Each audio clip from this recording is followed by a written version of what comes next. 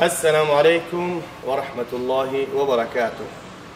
السلام ورحمة الله وبركاته. اولاتین سلامتی خوب. خوش آمدی بازم با کانال ما، چون هر وقت رکلام روی اکران رقم روی اکران. کسی که در شهر سن پترزبورگ هستن یا که یکترینبورگ رقم ها روی اکران برای حجامه و برای داروی طبیعی میتونین که انشالله که مراجعت کنین. چخیلی عبادت ها؟ شکری الله با امر خدا. من ساز گذشته هستم. یعنی کم دی نیست؟ از او آمد. اما خوب؟ بهترین چخیلی خیلی حضرت؟ الحمدلله. راه بلدی؟ ماشاءالله. مثلا که الحمدلله شخصی که بیاین جا و مکان مقدس یه بار که بگیم گفتین سر میبینن که حرام میبینن، الله خیلی موفق شما میگردن که اوجه ایاد میگن چون دیگه محتاج برای بالتی هم نمیشه. ماشاءالله بسیاریش در گروپ هم میگه خدمت که میگه اوجه خدمات همه چیز فهمیده هستیم در کار نیست. حتی همین رمضان هم خودش میرم میویه. هم خیلی نه؟ درست. این اکیدت ممکن پیش همون گریخ ما. با من یه روز پیش شما همینجا اومدم. شما مدینه در بودین. من یه روز اومدم اوجه باید یه برودا گردان رحمت و جان اگر تماشا داشته باشی اوجه فهمیدم میتونم که دو دیگر رو بلد بشم 4-5 حاجی را جمع کنم خدمتی بیام. ماشاءالله این نبینه چقدر جرأتش خوبه. کنکورنسش لیسته. یکی بقید این برادر میلهم جان امروز انشالله. الله نگهبان تا باشه. خلاصه گپ خیلی بسیاریاتون سلمان هستین که رمضان اومد دیگه آدم با کیا تکلیف کنیم، کی را میخواین که ببینیم.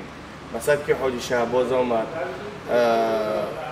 حاجی معروف آمد، با دیگه حافظا رو همونجا هستن، ما دیدیم شوخی نامشان نگیریم بهتره. با کی را میخواین آدم مشهور ببینیم. حال بسیاریاتی می نویسین که مثلا یکون آدمی پرستای عادی را چرا تکلیف نمیکنیم، چرا اونها را نمیوریم. یعنی آدم های پرستای تکلیف که نمیکنیم. الحمدلله می کسی که سیونکه دارم آدم پرستای در پشت همی سیونکه کسی کامیرا قدرگم آدم پرستای برادر من عمر جان درخشان دعا کنید خداوند عمری درازش بده، عمری با برکت ماشاءالله خدمت میکنه در خدمت و کسی که بخواین انشاءالله که به قدر استطاعت تکلیف میکنیم. سعودی چخیل شد؟ گرمیش محفول هست نیسته؟ اگه همی این زمان در همی فصل سال تاجیکستان هم همی خیلی گرمه. بس کرم که همی مسکو و خیلی گرم نیسته خلاص. تاجیکستان هم همی خیلی گرمه دوشنا.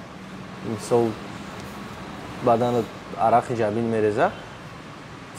اومخته که شیدگی هم بگیم طاقت میکنیم در گرمی ها. این زمینی مقدس چی گرم باشه چی خنک باشه ارزنده ای. با گفتی خودت کی را ما تکلیف کنیم؟ اگه آدمای پرستای اویسیون میگن تکلیف کنین نه در شاهدی خودم وجه دو آدمی که مثال هیچ کنه میشناسشون غیر نزدیک خودشون شما آوردگی با ممکن در دیگه چیزاتون هم آوردگی باشین. ای آدمای مشهور کدامه که خودش اولش که کدامه را که الله میخواه قد شما نزدیکش میکنه و خودش میویا. دیمش کدامه که میخواه خودش میتونه که در شما مراجعت کنه نویسه. فتوایمون نینیم مثلا که فکر رأیت مثلا این حاج شهباز قطعی آمده بودیم وای بسیار برادر باران میگو که باران مثلا که بیا باران تکلیف میکرد در ویدیو. باران اگه من هم تکلیفش میکنم اگه بهروز اگر تماشا داشته باشی بهترین جای بگی اگه شریفه بیا همینجا زیارت میکنی عبادت میکنی. ایده سرکی 10 سال شده اگر رپ خوندگی نیستی بگیم که در شاملی گروهی رپرو هم نیستی میتونی که بیایی زیارت کنی. خیلی با همچون گودک نوزاد میشه و هستن دیگه سرایندگو دیگه رپرو نمیدونم چی بگم. یگان اشوشنیا یگان تغییرات هستن.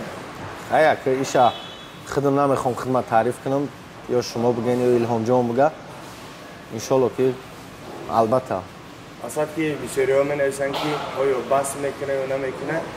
اصلا که هر دل انسان هر کس دیده نمیتونه هیچ که آبچه دیده نمیتونه. دل انسان تنها خود انسان با خبره الله سبحانه و تعالی با خبر بالاتر از دل خود انسان خودشه. با اون خاطر مثلا بسیاری ها میگن که مثلا چخیله با سر میکنه چی میکنه. چه بگم هازی ویدیومون مثال در سعودی هم تماشامون بسیارتر کردستن نه که من یک هفته پیش اگر شما دیده باشین در یوتیوب اون ویدیو کردم که بس دیگه 10 سالی رپری ما با انجام رسید رحمت کدام قطیم بود نبود با همون تمام ما گفتم حتی ویزا من نشون دادم گفتم که ما سفر داریم به عربستان چیزی بود نبود رحمت و همین خاطر توصیه هم احتمال بسیاری ایران میشن که ما چی کار در داخل میشم چی میخرم چی میپوشم اولش خداوند دیگه که یک تجارت دیگه خیتای ما بار زده استیم در اینستاگرام رالیک شو پوجه مگزین خدمت شدگیم دیگه ما شامل موسیقی نمیشم هرگز چیزی بود نبود الله بخشم بله انسان که تکیه به الله سبحانه و تعالی بکنه الله سبحانه و تعالی خودش روز پذیره میکنه الله رضا خواهد یعنی انسان چگونه که الله سبحانه و تعالی او را امر کرده است اگر او عبادت بکنه پروردگار الله همچنین او را رزق میده چگونه که او را وعده داده است همون خاطر